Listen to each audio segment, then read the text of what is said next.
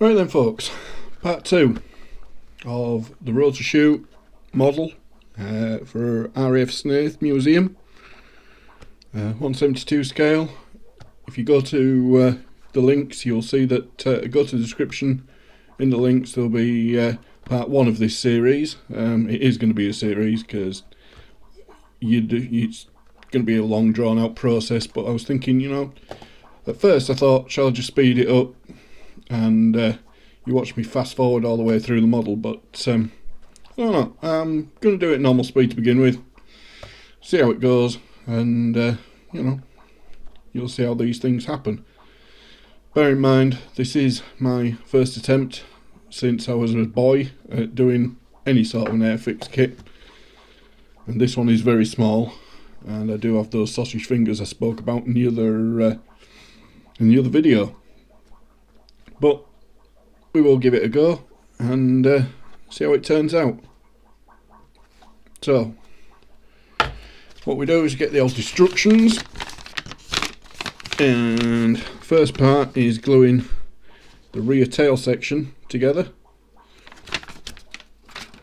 So we get our little special pliers, side cutters, the teeny tiny little side cutters, because what you don't do apparently is twist off parts, because what that does is it actually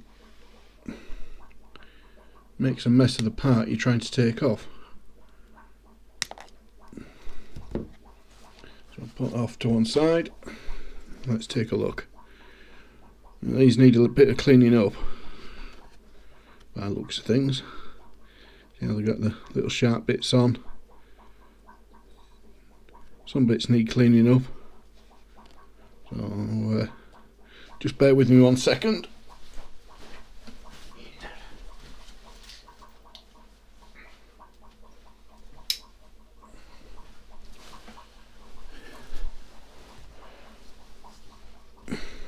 I know you're supposed to use a nail file.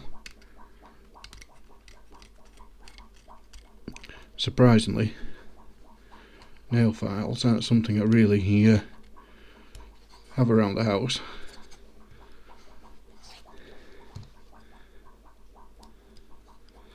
And I am about to start raiding Mrs. Bodger's makeup kit and things, because well, basically that's how you end up losing your life.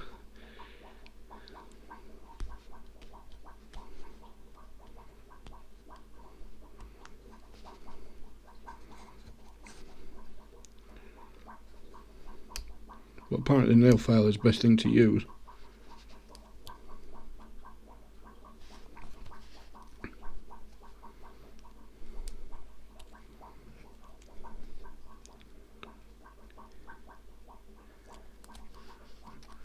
Put them together, it might show any bits I need to shave off.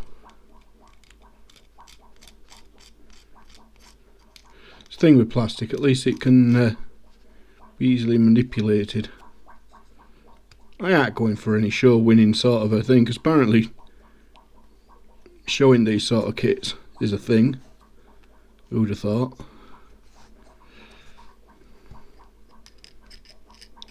And I know I'm doing it wrong, there'll be people watching this going, oh, what's he doing?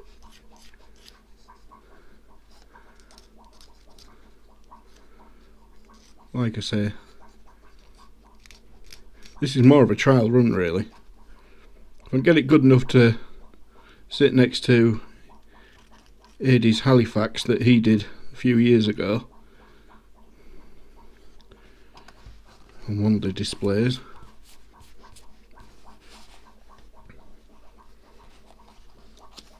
that's all we're going for, isn't it? Know what I mean, Bodgers?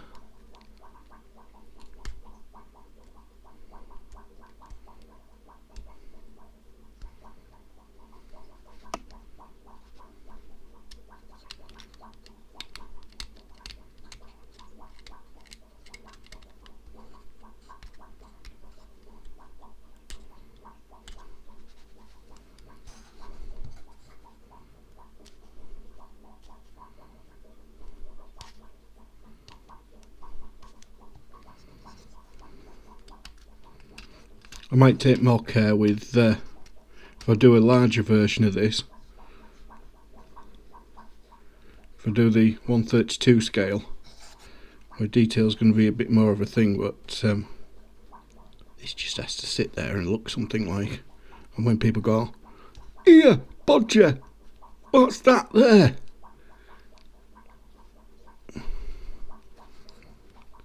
Well, that's where I can start explaining the story of the Rotachute. In fact, do you want me to tell you about the history of the Rotachute while I do this, while I'm talking?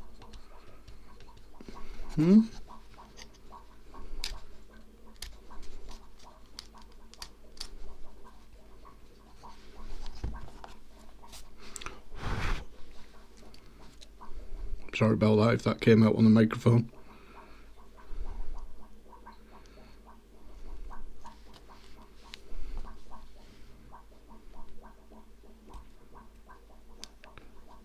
I'll get my nose, and then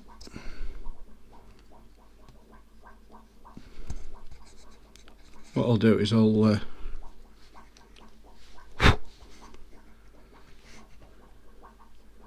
how's that look?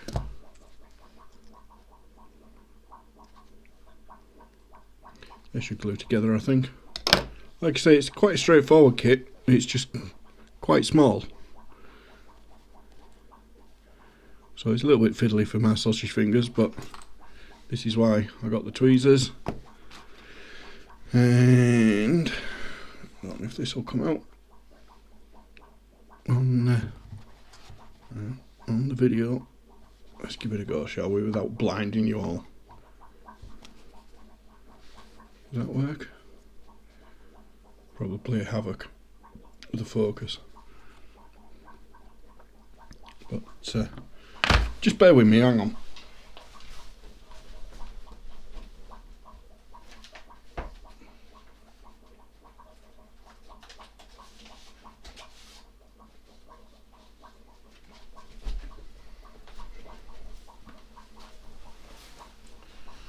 Yeah.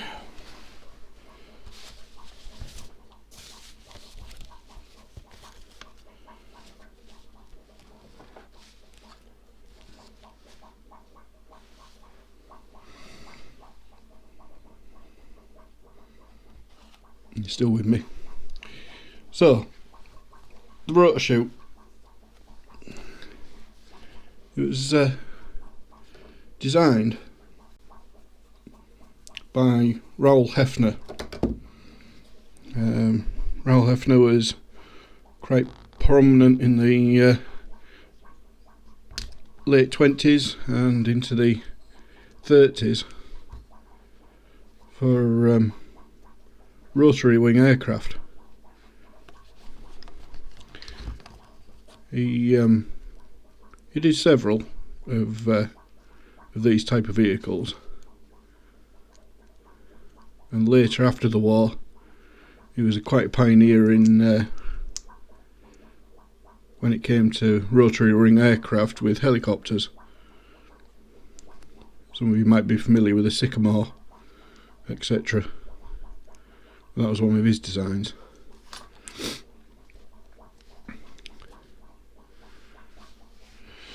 He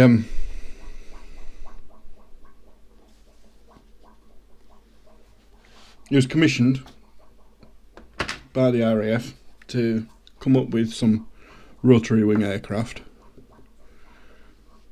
that could be used to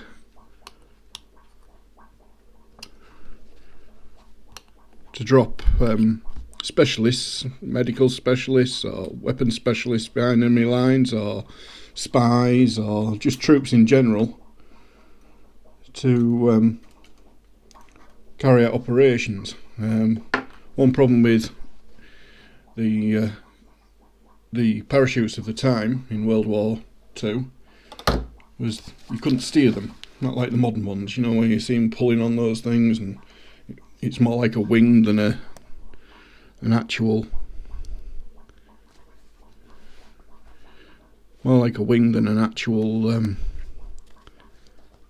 parachute.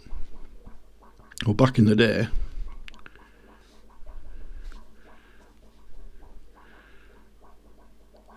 in order to get troops somewhere accurately was a bit of a challenge.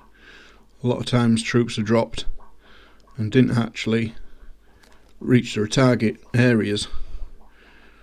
And it could be, maybe 3-4 miles away from where they need to be, maybe more, depending on the wind and other factors. So what they were looking for was something that was maybe just a bit more accurate at the time, and able to drop troops. Further into the war, they came up with aircraft and things that were a lot better design and able to carry heavier loads and more troops and things, which kind of made the Rotachute redundant by, 1943, something like that. But a weird part of the story is that the guy was actually imprisoned for a period of time. They gave him the specification they needed, but imprisoned the guy because, being a foreigner, everything was a bit of everyone was a suspect and could have been working for the Germans. But while he was there, he still worked on the Rotachute, and once released, he started designs. And the first idea, the first iteration of the Rotachute, was something that could be worn on a soldier's back, like a backpack, dropped out of an aircraft door, and he would have some kind of steering mechanism in front of him that would actually take him to the target area. The main problem with that is that it didn't work. They tested it with sandbags and weights put onto this backpack arrangement, threw it out of the door of an aircraft, and immediately the rotors folded up and the bag plummeted to the floor several thousand feet. So they had to come up with a different idea, and what he started to do was expand on the way that it'd work. It had to be bigger, but still capable of carrying one person with a Sten gun and 300 rounds.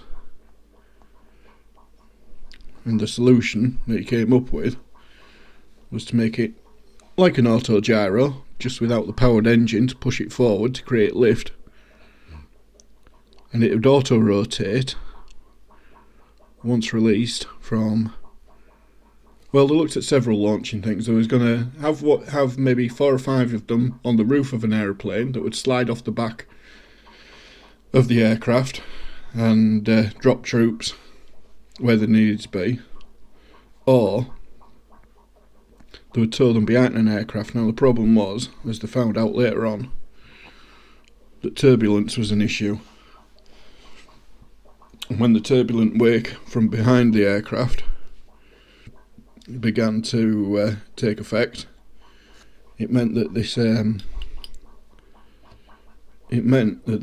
Rotachute would become unstable and actually fall off, actually become unstable and crash. So this is me cleaning the brush again. You'll all be screaming at me.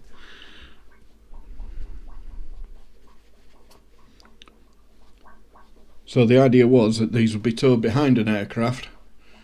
Didn't work in the end. They did tow it behind a Tiger Moth, obviously a lot less wake, and it was a lot more stable at that point. But then the Rotachute, well,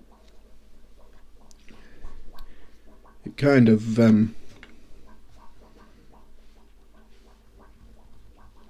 got towed behind a car. I later found out it wasn't a Bentley, like I said in the first video, it was a Humber. It was a Humber aircraft. And the Rotachute towed behind this thing in tests, and it seemed successful. So they expanded the tests. He was actually part of the Airborne Forces Experimental Establishment, AFEE, which was based somewhere around Manchester, I think it was. And I think it was Ringway. Yeah, it was Ringway. And various tests done at Ringway, but what they soon found out was that they needed to do tests elsewhere with different conditions, but also see if it could go from a grass field. So they took it to Sherburn on Elmet, and that's where the AFEE was actually transferred to for the rotary aircraft experiments. Because it was a grass field. In fact, it wasn't really an airfield. It wasn't operational. It was a factory at one end of it, producing aircraft.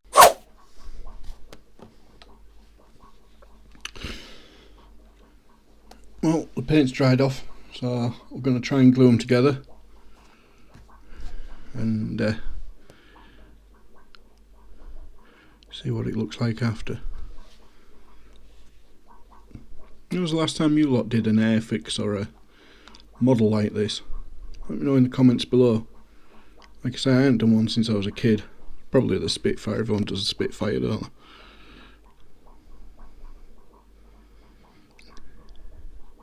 Need a steady hand for this.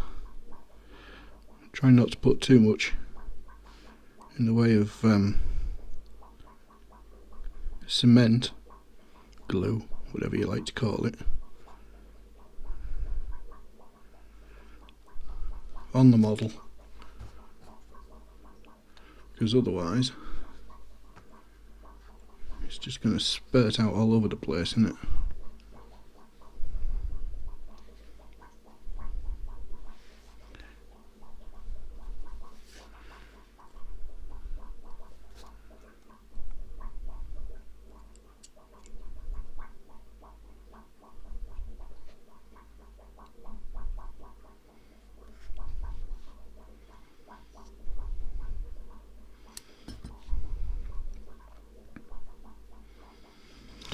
Plus, I don't want to go sticking my fingers to the damn thing like that. It'll sand off, be right. So if I put that on there, I should keep some pressure until it dries.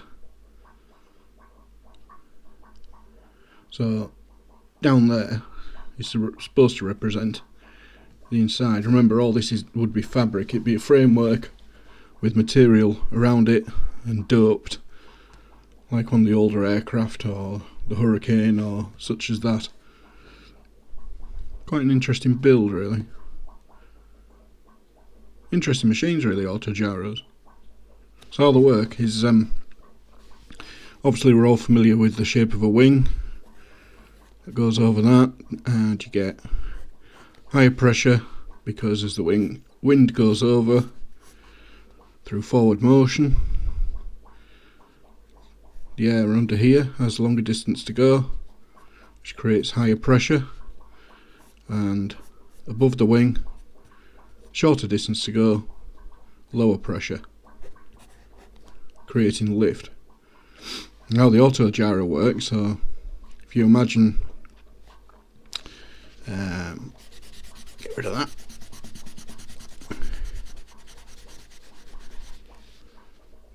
So if you imagine a parachute of the time, it was basically that shape, and obviously the more air got caught in there, had a small hole at the top, the air got caught in there and slowed your descent. And what an Autogyro does, imagine looking at the Rotachute from the side. So we've got our body here, our man sat here, his little frame, his controls, and on the top is his rotor. Now the rotor is at something of an angle, so as it's being towed forwards, air pressure is created underneath the rotor. So you spin it up first, to a certain amount of revolutions per minute.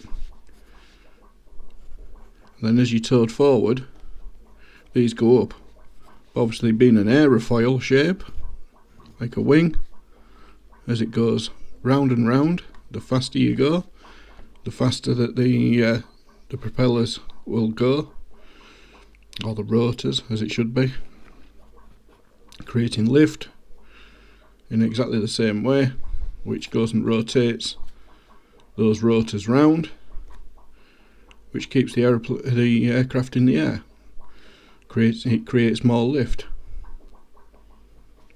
That's it put very simply, extremely simply. So on an autogyro, rather than being towed by a car or some other vehicle to a certain speed, at which point it can actually take off. Get rid of some of that. You see what we're doing?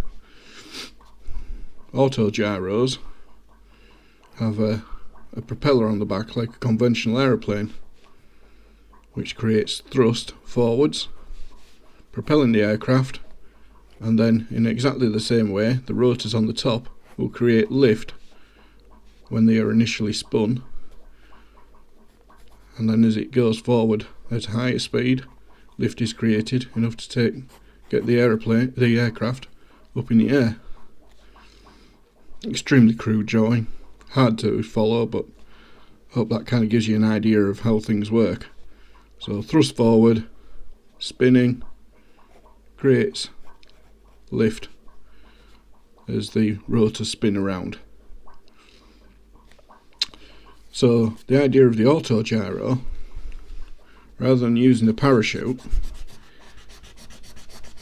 get rid of all that, get rid of all that. So the idea of the autogyro, rather than having the parachute with your man on the bottom and having no influence on where this type of parachute would actually end up, because obviously you get crosswinds, and you know there's all sorts of different reasons why this could end up going way off its actual target area. And it could be like 5-7 miles sometimes, you know. And these lads, they need to be with the rest of their buddies. But if you're 7 miles away from your buddies, in deep behind enemy lines, it's not exactly the most ideal. So if you can control your descent, so this is back to looking forwards at the aircraft. Here's our man. We'll call him Adi. If you can control the way that this aircraft would go, so if you move what they had was like a hoop under here. So if you moved your loop that way, it would raise this side of the rotors, which would send you off to your left, and if you raise this side, send you off to your right. And the same for going backwards and forwards. If you push forward, it would slow you down, and create lift. And if you pull back on it, it would create less lift, and you would descend. And the thing is, with the rotor aircraft, they are quite neutral. So you could be hands off, and it would gradually descend and return to the earth through auto rotation, as they call it. And that's what the whole basis of the autogyro is. You don't need the rotors to be powered like on a helicopter. A helicopter is basically sticking one finger up to the laws of physics and flight. It goes and beats the air until it actually gets lift. Not the case with an autogyro. Just got to spin it initially, maybe get it up to 20-30 revs a minute, something like that. Sometimes they had a little motor here, like a little car starter motor that would initially start it and then disengage once it was up to speed, and you could be towed forward and take off. And just like with current gliders that you see at, say, like the former RAF Pocklington, that aircraft, they tow them up, don't they? You know, the gliders with the big wings and no engine, and scare the bejesus out of anybody. Interesting fact, RAF Pocklington and the village where RAF Snaith is actually located, which is Pollington, Pocklington came first. So when there was building RAF Snaith, as it became called, they couldn't call it RAF Pollington in case there was some confusion over radio.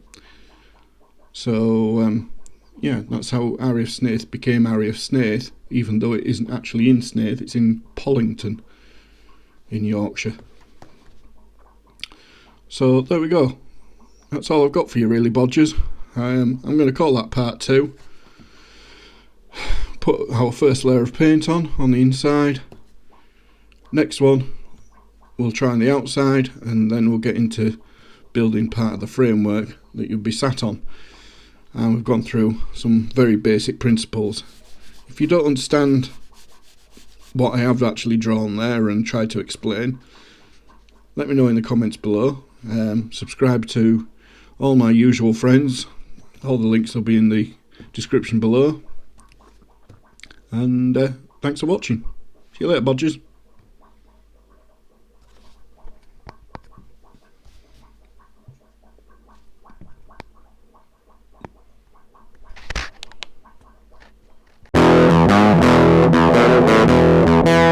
Thank you.